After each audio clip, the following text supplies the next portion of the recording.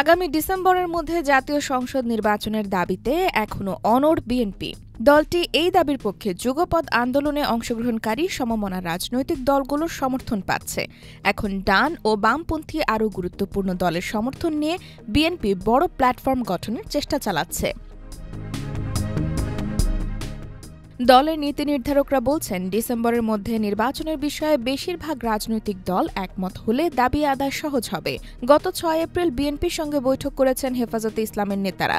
ওই বৈঠকে বিএনপি ডিসেম্বরের মধ্যে সংসদ নির্বাচনের যে দাবি তুলেছে তাতে হেফাজত একমত হয়েছে বলে সংবাদ সম্মেলনে জানানো হয়। এ বিষয়ে বিএনপির সঙ্গে আন্দোলনের শরিকদের বাইরে অন্য দলগুলোর আনুষ্ঠানিক ও অনানুষ্ঠানিক বৈঠক হয়েছে। দলের নেতারা বলছেন, ডিসেম্বরের মধ্যে নির্বাচনের দাবি জোরালো করছে বিএনপি এবং এ বিষয়ে রাজনৈতিক ঐক্যমত গঠনের বিষয়টিকে সবচেয়ে বেশি প্রাধান্য দেওয়া হচ্ছে। এই দাবি আদায়ের লক্ষ্যে দ্রুত আরও কর্মসূচি পালন করা হবে। বিএনপির এক নেতা বলেন, ঈদের আগে নির্বাচনের দাবিতে তারা এককভাবে কর্মসূচি পালন করেছেন। চলতি মাসের দ্বিতীয় পর্যায়ের কর্মসূচি শুরু হতে পারে। এই কর্মসূচিকে যুগপৎ আন্দোলনের রূপ দেওয়ার চিন্তাভাবনাও করা হচ্ছে।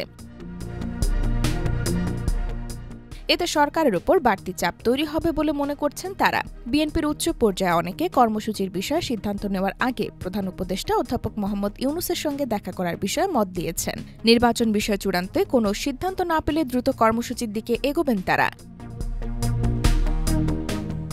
এ বিষয়ে জানতে বিএনপির স্থায়ী কমিটির সদস্য সালাউদ্দিন আহমেদ বলেন, আগামী ডিসেম্বরের মধ্যে সংসদ নির্বাচন এবং এই লক্ষ্যে দ্রুত রোডম্যাপ দেওয়ার দাবি সহ কয়েকটি বিষয় প্রধান উপদেষ্টার সঙ্গে তাদের সাক্ষাৎ করার কথা। তিনি বলেন, ডিসেম্বরের মধ্যে নির্বাচন ও দ্রুত রোডম্যাপের বিষয়ে সরকারের অবস্থান তারা আনুষ্ঠানিকভাবে জানতে চাইবেন। প্রত্যাশিত ঘোষণা না এলে অন্য রাজনৈতিক দলের সঙ্গে আলোচনার মাধ্যমে পরবর্তী কর্মপরিকল্পনা নেওয়া হবে।